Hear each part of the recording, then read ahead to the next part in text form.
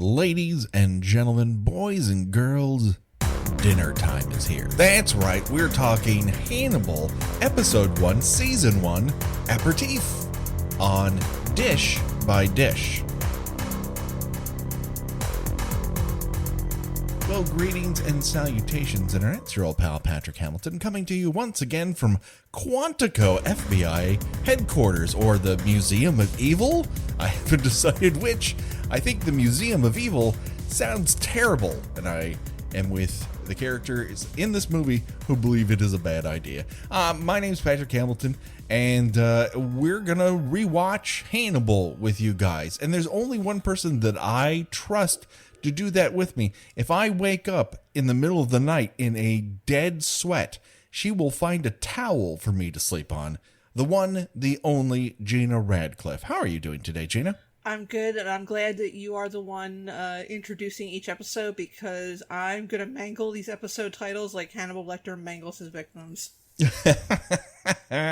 Well, we've just started. I promise that I will fuck up probably a good 3/4 of them, but I've actually had aperitifs before, so that at least I'm familiar with.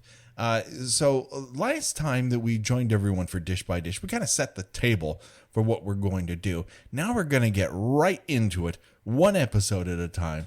So here we go with episode 1, where we start with our lead or co-lead, Will Graham, played by the very attractive Will Dancy, who I will probably refer to as Will Darcy many times because I can't see the difference between N's and R's. Also, it's Hugh Dancy. Oh, god damn it. It's Hugh Dancy. Fuck. He looks like a Will. Well, he's Will Graham, Hugh Dancy. Oh, you know, he auditioned. They were like, we don't know, but he just looks like a Will. Cast him. I can't stop calling him Will. He seems perfect. Yes, I can only imagine the reviews we're going to get. Like, they said they liked the show, but they don't know the difference between the actors and the characters. I don't think these people really watch this show. Did we do that Jim Gaffigan voice? I don't think they even watched it. There's just something that doesn't seem right.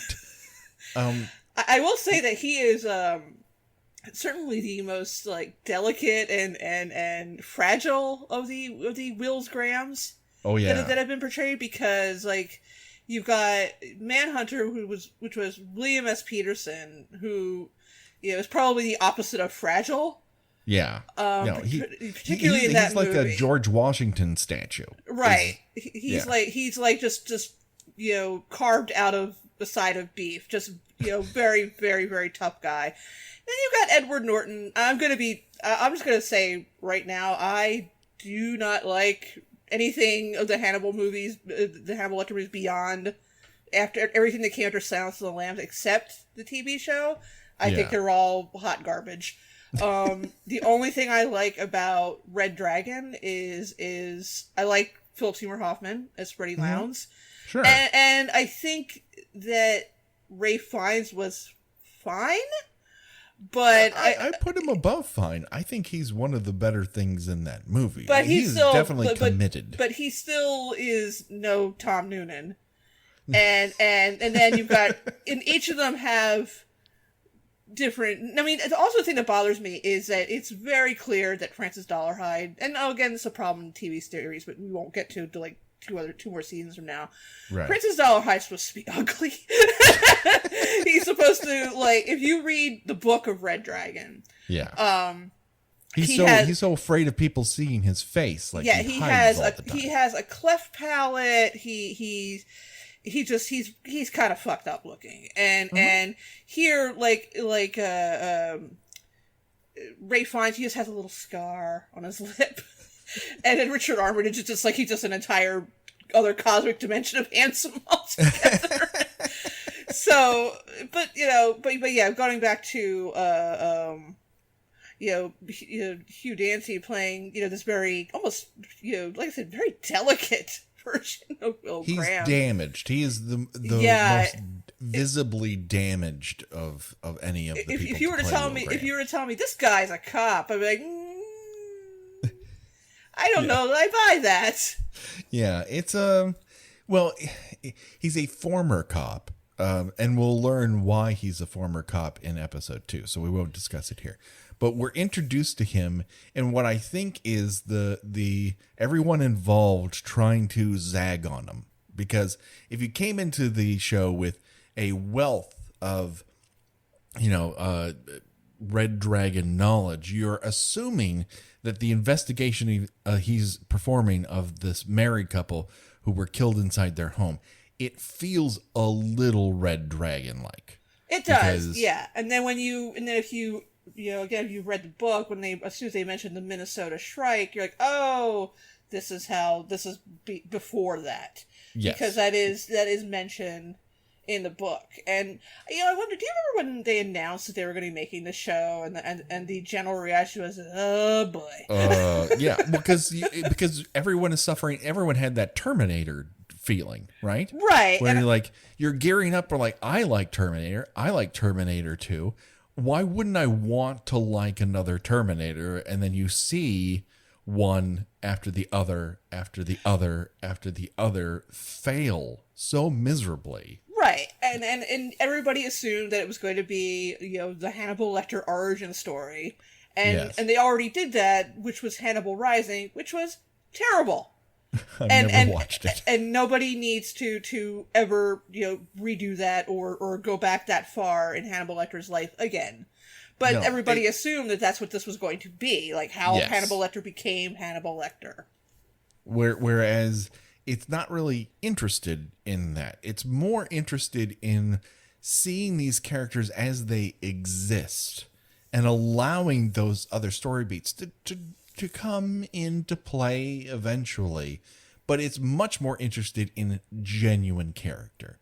So what this sequence sets up right up at the front is that that Will Graham has a sort of empathy that allows him to get in the mindset of a killer, that he's disturbed by it after it happens, that he feels he can't be an actual FBI agent out in the field necessarily, or a cop again, because he just feels like he'll be pushed too far. He'll get too far into it. Because once the feeling takes him over, and that feeling is represented by a swinging light lamp bulb. I don't know. I don't know that they ever really reveal exactly what it is, but it's sort of wiping away the current reality and replacing it with his active imagination. Right, which was something they kind of did a little bit in Manhunter. It wasn't as dreamlike. He just sort of imagining, from the perspective of the killer, how he, and I think that sometimes with Will it's a little bit too on the nose, and I just think it's funny how he's he has a daughter, he does this for a living. Last Thursday he had a ham and cheese sandwich for lunch, and everybody's just looking at him wow, how do you know all this? This is really fucking weird. Yeah. Yes. I think, it's one of the things you have to sort of accept with the show. You either buy into his sort of empathetic ability and his explanation of how he's able to get there, or you don't. It's a little psychic, which is, I don't think this TV show is necessarily trying to be realistic. No. Yeah, so I think that if you are going in expecting an actual, real life gritty, prestige role, you're not going to get that. It's a little supernatural. It's he couldn't possibly know these things that he knows. Yeah, everything is heightened. Everything is just a little extra.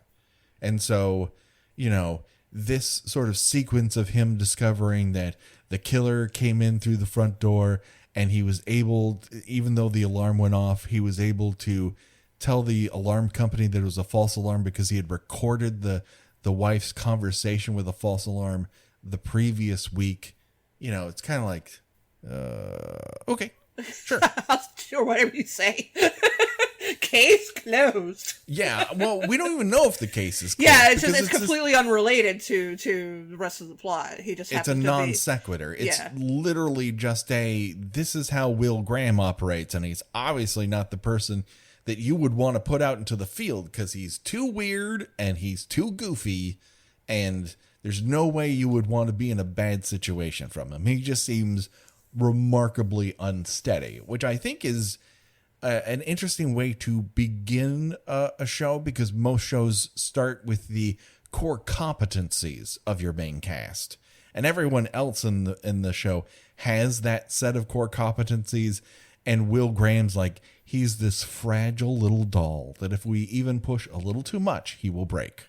Well, one thing I like about it, and I would compare it to the TV show Mindhunter on Netflix, is this kind of work really wears you down.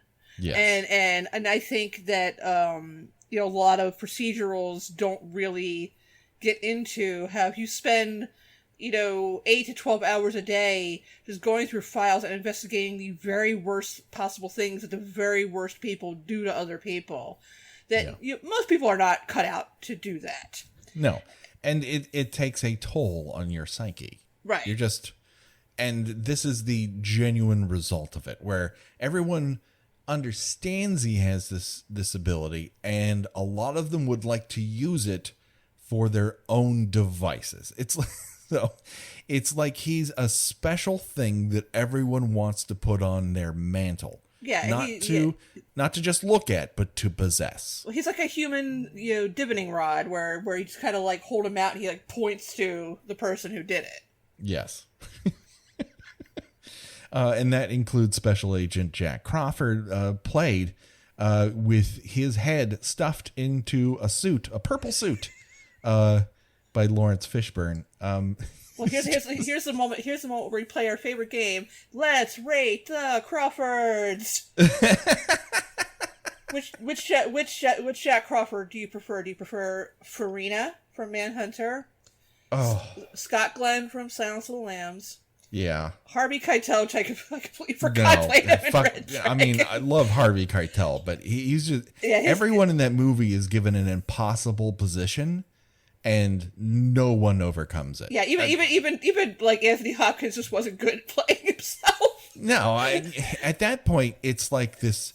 It's like someone going up to bat for their 300th time. Yeah. There's no way, even though he's making all those decisions in the moment, his muscle memory simply takes over.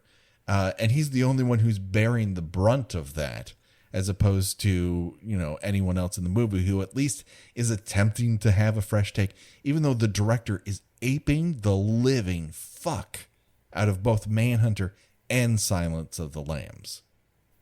Or we also have Lawrence Fishburne. Yeah. Now listen, I love Dennis Farina. He's about the most lovable cop in the entire world. He's the only one I still respect portraying that role. I don't think Lawrence Fishburne is doing a bad job here at all. And in fact, as the series will go, I think they will find what his thing is within this.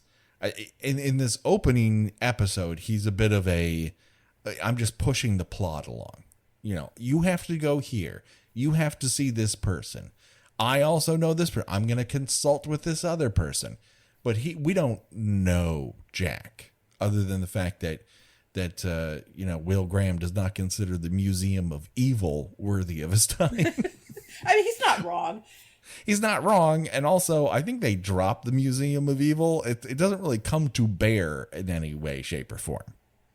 It's just this personal thing that Will Graham doesn't like, whereas no one else comes up to him and go, well, listen, I'd work for you, but the Museum of Evil. That's not gonna fly. It's not gonna fly. So Crawford's like, hey, listen, I've got an active serial killer who's operating in the Midwest. Girls are disappearing. We're not finding the bodies, and he's just taken another one, and I need you to look at it. And he's like, no can do.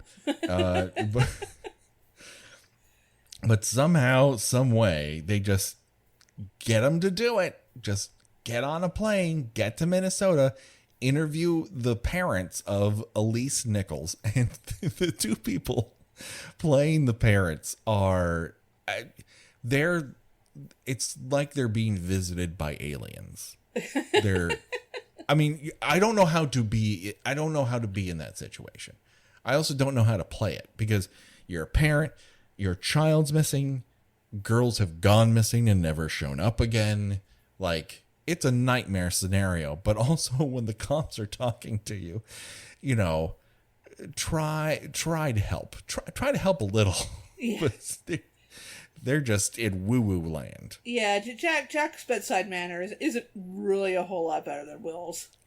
No, they basically like, well, this girl's dead. I don't even know why we're here. Sort of attitude, which is like their bedside manner leaves us little to be desired. Turns out they didn't have to look far because Will Graham smells something. Just, you know, his brains hit the wavelength or something. And he's like, I need to see this girl's bedroom. And they go up there, and lo and behold, the body's right in the bed. So I don't know how that happened. The show doesn't tell you how that happened, where the parents have been interviewed by multiple police officers and no one's taped this fucking thing off. And the parents said they'd been in her room like several times that day. I'm just picturing Garrett Jacob Hobson just kind of perched in a tree outside the window, like with like this like burlap sack over his shoulder. It's like, okay, now.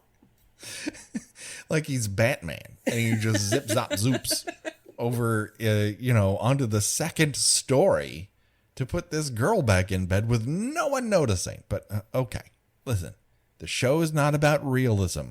We just gotta let that stuff go. No, it's like a very, very long, effective nightmare. Yes. So with some delicious looking food that might be human flesh. Yeah. Just might be. But before we get there, we learned that when this is when we're introduced to Special Agent Beverly Katz, who is one of the premier ball breakers in primetime television. I mean, she gives zero fucks. It's a really interesting character choice. Yeah, the actress, was also in The Outsider, also playing a cop. Oh, I guess it's good to be stereotyped sometimes. I regrettably, her character was not really given a lot to do. Oh, that's unfortunate. But it's just interesting that she has twice played police officers in spooky crime procedurals. Yeah. And here she has no filter, I think is the sort of vibe we're supposed to get off of her, at least at the beginning, because she immediately blurts out, "Oh, yeah, we're finding antler velvet in wounds." Okie dokie. Would you recognize antler velvet? No. No. I would be a terrible police detective because I would be like, well, clearly she was wearing some sort of velvet shirt when she was stabbed. It sort of hard cuts to them back at the FBI lab, where they confirm the existence of the antler velvet, and this is when Will makes the leap that somehow our killer is killing them by mounting them on antlers. Which is kind of cool. I gotta say, if you have to kill people, kind of hanging them up on antlers, very Silent Night, Deadly Night. It takes, when we talked about Jason Voorhees, we always talked about his, forearm strength. And this would be another sort of Voorhees forearm strength maneuver to be able to take a person who's, for all we know, still alive and kicking and yam them up against antlers on a wall. Like that takes some doing. Yeah, well, I mean, we do establish that he is a blue collar man. Yes. So he probably has some level of upper body strength. He's also, they find small bits of pipe fitting in the wound. And so that sets them on a course to try to find someone who may work in metalworks on construction sites, because that would give him mobility, and he would have more freedom. And so they're like, all right, we gotta find all these people who do this stuff. But they also discover that the victim was returned to the bed because it ends up that Elise did not fit the design of our killer. She had liver cancer. Yes, he thoughtfully put her liver back where he found it. I was going to eat that, but no thanks. Yuck. So we are immediately told in a show called Hannibal that we are after a cannibal. So... Well, one thing that you have to accept with Hannibal is that there are dozens of serial killers running around at any given time. Yeah, and they're all very creative, very into artistic tableau. Yes, and they probably are going to eat you if they get the chance. Yeah, well, we all live in a world. There's no ethical consumption of human beings under capitalism. I mean, it's really just, it's upcycling when you think about it. I mean, what are you going to do? You're going to leave a body just, for someone else to clean up? I mean, come on. Later, this is the sort of section in the episode where Will is driving home and he sees a lost dog.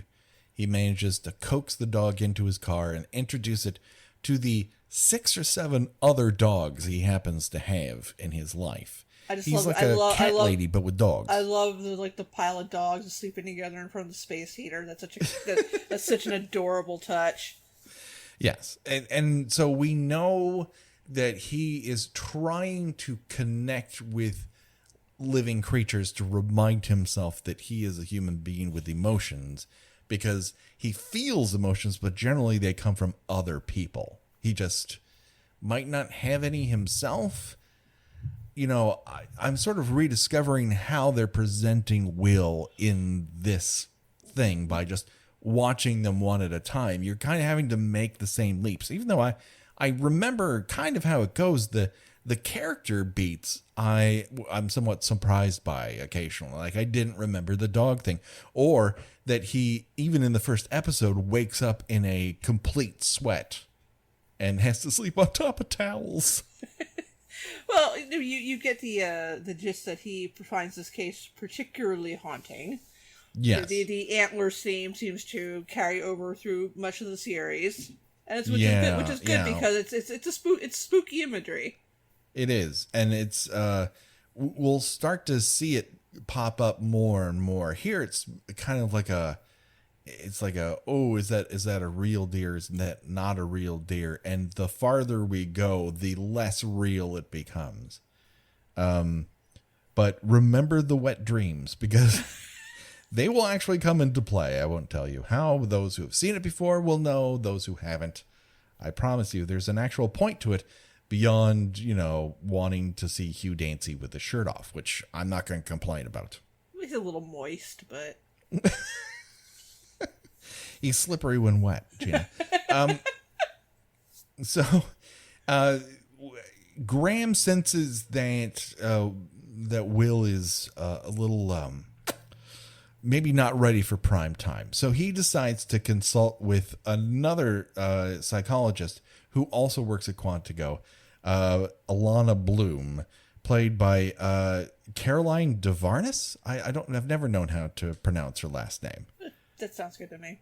But she was on Wonder Falls, one of his previous shows, and we will learn throughout the course of this, and it's presented right away in episode 1, that Caroline looks awesome in a wrap dress. Yeah, that's a good look. It's a good look. It is. Honestly, it's pretty fantastic, and she wears it well. But she suggests that if Will is kind of on edge, that perhaps he should be sent to a friend of hers, a colleague who she mentored underneath by the name of a Dr. Hannibal Lecter. So really, this is all her fault. Yeah. Everything that happens in Hannibal, in Red Dragon, in Sounds of the Lambs, in Hannibal 2, Hannibal Harder. Okay, fine. No, Hannibal Rising wasn't her fault. It happened before everything else. But everything up to that point it's all her fault. Kind of. But the other thing is that Hannibal Lecter was eating people before this. He was an active people eater. But we didn't need. We were blissfully unaware of that. So you think a cannibal you don't know about is better than the cannibal you do? Absolutely. Okay, good to know. I mean, the world is too crowded as it is, Patrick. If a couple of people get eaten every now and then. So they have a first meeting and it doesn't particularly go well. And in the middle of this, Will goes back up to Minnesota because they found a body in the middle of the field that's, lo and behold, exactly what he said was what the Minnesota strike was doing, which is spearing these girls on top of these antlers. But of course, this is a much grander display. It seems out of step with the person they're chasing. Maybe there's a second cannibal on the loose. Dun, dun, dun. Spoiler, there is. There's a cannibal the whole time. Everything that happens, there's a cannibal the whole time. Can we talk about the scene where Graham goes to meet Hannibal Lecter, and he's just kind of wandering around touching his things? Yeah. And Lecter is just, he's simmering. I love it. And like, it's really subtle, but like, he'll just go like kind of move everything back where it was. Yeah. And like, Graham's like a 4-year-old just like, oh, what's this? Can I look at that? What's this? He's just like touching everything, moving everything out of the way. Yeah. It's almost as great a scene as, oh God, the actor's name, Dan Fogler. Playing one of his patients who is crying and puts the besnotted tissue on that table. And like that one shot Lecter's eyes are just like, burning into it. If he could set them on fire with his mind, he would. Just sizing him up for steaks right there. Like, oh, you're getting 8. You're getting 8 real quick. Speaking of which, this whole Minnesota strike thing is sort of cut back and forth with Hannibal preparing lungs for a meal, and we hear that the lungs were taken out of this lady. So when he decides to feed our FBI special director lunch, he's probably feeding him human beings. Oh, where are we talking when he has dinner with Graham, or when he brings food to with Jack Crawford? Crawford. What am I saying, Graham? That happens in this episode, right? I'm not. Yeah, but they both have a meal with him. He brings he brings Graham. Oh yeah. Sausage, eggs, and quote unquote sausage. Sausage, yeah. I think because he was eating the lungs by himself. So I think he claimed to Crawford that he was serving him pork, which we know what that means. Yeah. But I mean, it could be leftovers. He's probably a price conscious kind of guy. You don't get that. You don't get that kind of officer house with, by spending your money foolishly.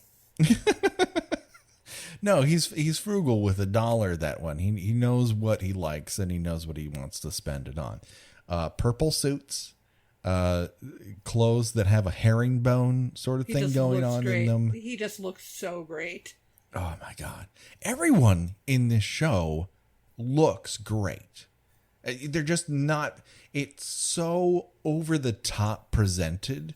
No one just shows up in like the clothes they'd wear to the supermarket. And even if they were going to the supermarket, it would be one swanky ass supermarket. Right. Like the scene where Lecter prepares the lungs. He's sitting there. He's by himself, but has like the jacket and tie on while he's dining. Mm-hmm. And it's like that's fucking class, man. I don't think we see him without a suit and tie for quite some time. Yeah, no, we don't. So Graham's going to go back up to Minnesota. And he's going to look for this pipe fitter somewhere. And everyone else is busy with various things. So they send Hannibal Lecter up there with him. That's where he's fed, quote unquote, sausage, dick fingers implied. And they go to a union shop and they're looking for, who are your pipe fitters? Where are the files? They start going through. And Will sort of gloms onto this one thing where the person doesn't give their home address. So, like, if he would ever get a paycheck or they wanted him for another job, like, you would want to have the union have your home address, and he doesn't. So there might be a nefarious reason for that. So when they're pulling out the files to put in the back of the car, Hannibal drops one on the ground, and while everyone else is occupied, he goes to the phone and decides to call suspect number 1 and say, "Just so you know, the FBI know who you are." They're probably coming right now. So just heads up. And the next thing you know, both Will and Lecter show up there. And as soon as they pull into the parking lot, this Garrett Jacob Hobbs manages to slit his wife's throat right at the front door. And once Will is in there, and he basically has his own daughter, the one that Will had earlier in the episode said his daughter is leaving, so that's why he's doing this, to somehow possess his daughter. She's his golden ticket. It's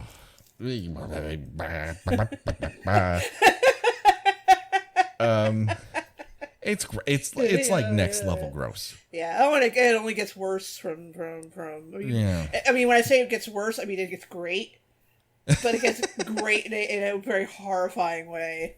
Yeah, it doesn't get great when oh no, he gave a lot to the Boys and Girls Club. No, this is not that kind of show. No. So Will is at a crossroads here because someone will die unless he acts. So he pulls out his gun and he manages to shoot Garrett Jacob Hobbs dead right then and there. But Garrett gets one final slice on his daughter. And as they are both in the throes of possibly dying, Garrett points to Will and says, See? Remember that, because that will come into play later on. And again, from watching a lot of cop shows, you would get the impression that killing someone is just another day in the job for a cop, but Will's genuinely traumatized by this. Yeah. And I think that's probably more true to life. Now, again, I'm not trying to say anything in favor of cops or whatever. No. But I would say that it is not as easy to shoot someone dead, and then just walk away unscathed as it would appear to be in a lot of cop shows. I think this is probably a about as realistic a depiction of what kind of trauma that can cause as I've ever seen. And it is yet to be determined what the exact motivation is for Hannibal to give someone the heads up serial killer. Well, I remember when I first saw it, I was a little, well, that's weird. Why would he do that? And then I just feel like, well, that Will's gonna feel like some sort of bond with him because together they saved this girl's life. Yes, which is sort of cemented when Will goes to the hospital to check on Abigail Hobbs, and lo and behold, Hannibal Lecter is in the chair next to her sleeping because he just won't leave her side. Literally, as Crawford points out later, he's the only one that knows what he went through because he was literally standing right there. Right. So he doesn't have to explain it to him. He doesn't have to go over the gruesome details. He was there. He saw it. And without getting too many personal details, if you've ever been in therapy, when you sometimes you think to yourself, wouldn't it have been easier if they were just there to see all this happen?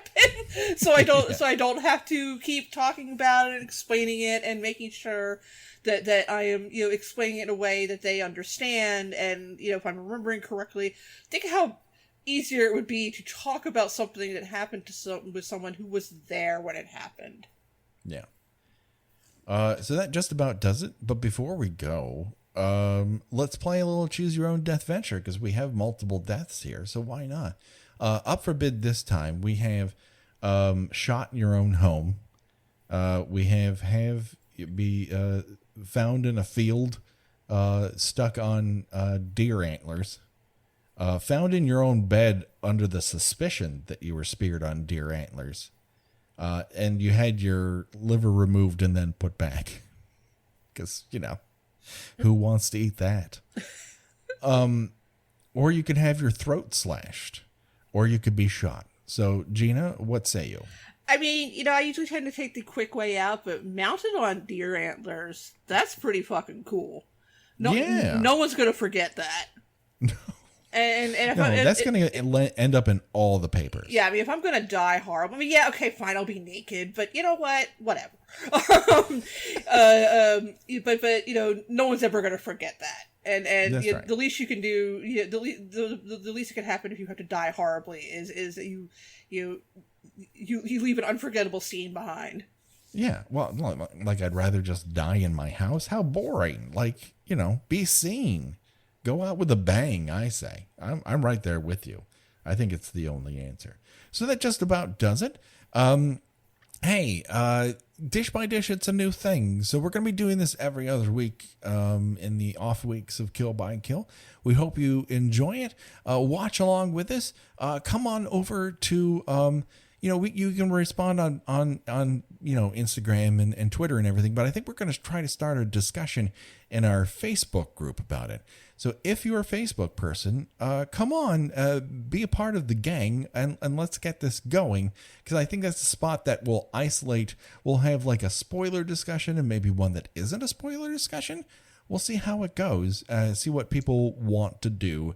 But that way, people who are watching along with us won't get spoiled. And I don't want that to happen. And people who have seen everything, they can feel free to talk as much as they wish.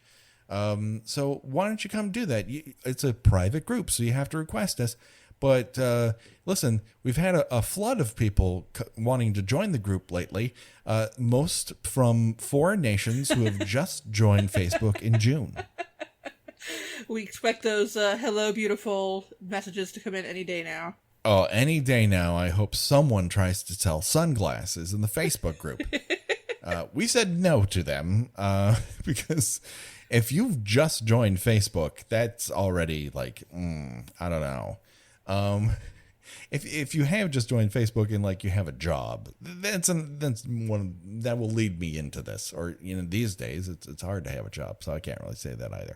But anyways, I think that's where we're going to do our spoiler free full discussions. Anyways, rate and review us on iTunes. See us here again next week for a full Kill by Kill episode, and the week after, episode 2 of Dish by Dish. So for myself, for Gina, bon appetit, everybody.